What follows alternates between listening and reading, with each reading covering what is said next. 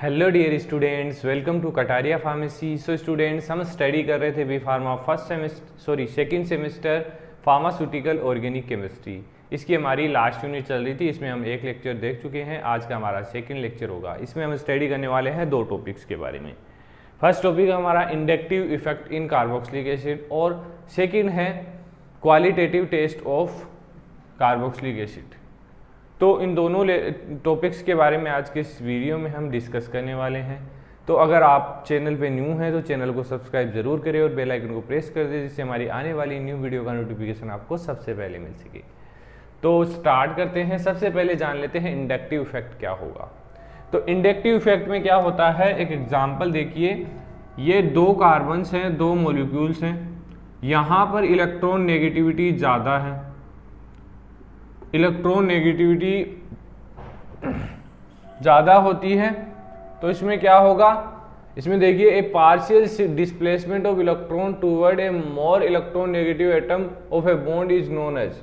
जैसे जहाँ पर इलेक्ट्रॉन नेगेटिविटी ज़्यादा होगी वहाँ की ओर जो इलेक्ट्रॉन है वो मूव करते हैं और आगे फर्दर रिएक्शन होती है।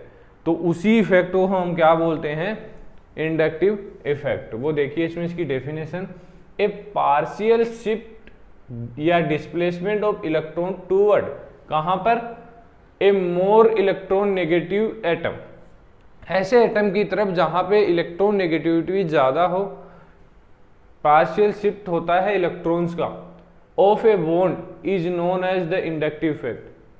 मतलब ऐसे एटम की तरफ मूव होगा जहां पर इलेक्ट्रॉन नेगेटिविटी ज्यादा हो, उस इफेक्ट को क्या बोलते हैं हम, इलेक्ट्रॉन या फिर inductive effect.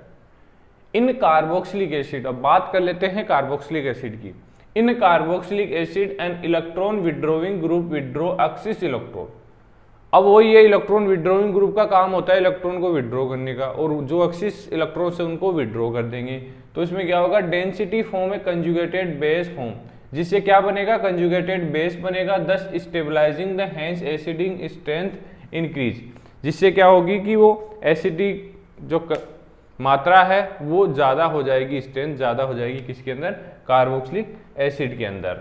Similarly if an electron donating group is attach to carboxylic, अगर कोई electron donating group carboxylic acid से अटैच हो जाए तो अब वहाँ पर इलेक्ट्रॉन नेगेटिविटी ज़्यादा हो गई, तो जो इलेक्ट्रॉन्स हैं वो हमारे मूव करेंगे। Carboxylic acid it increase the electron density on the conjugated base, conjugated base पे इलेक्ट्रॉन डेंसिटी बढ़ेगी।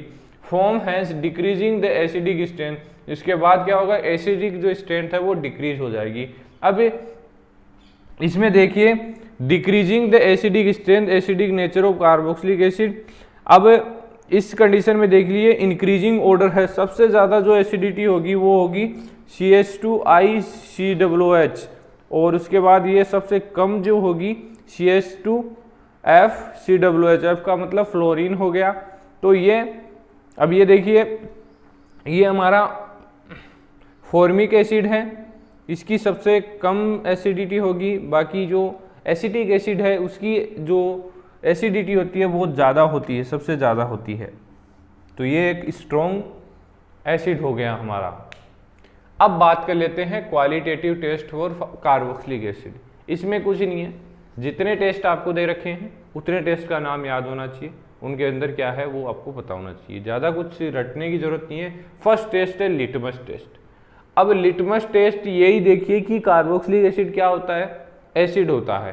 तो एसिड को, एसिड में अगर लिटमस आप डिप कर रहे हैं तो क्या होगा, जो लिटमस का ब्लू कलर है वो रेड में कन्वर्ट हो जाएगा। इतना ही होता है एसिड का एक सबसे इजी तरीका है, इजी टेस्ट करने का तरीका है कि एसिड है या बेस। उसके बाद आगे टेस्ट हम करेंगे, क्योंकि अगर बेस होगा तो हम कार्बोक्सिलिक एसिड कैसे हो सकता है, तो आगे फर्दर जाएंगे ही नहीं। तो पहले ये टेस्ट करना होता है लिटमस टेस्ट, इसमें आपको पता लग जाता है कि ये सॉल्यूशन एसिडिक है या बेसिक है। तो एसिडिक होगा तो उसके अंदर रेड कलर हो जाएगा। तो ये हमारा कार्बोक्सिलिक एसिड यहाँ से आइडेंटिफाई हो गया। सेकंड स्टेप है, सेकंड टेस्ट है sodium bicarbonate test. Sodium bicarbonate test में क्या करना है, when carboxylic acid added to a aqueous solution of sodium bicarbonate, अगर कार्बोक्सिलिक एसिड इसके अंदर ऐड किया जाता है sodium bicarbonate, brisk effervescence of CO2 evolve, इसमें इफरवेसेंट मतलब CO2 गैस इसके अंदर से निकलेगी बुलबुले के रूप में।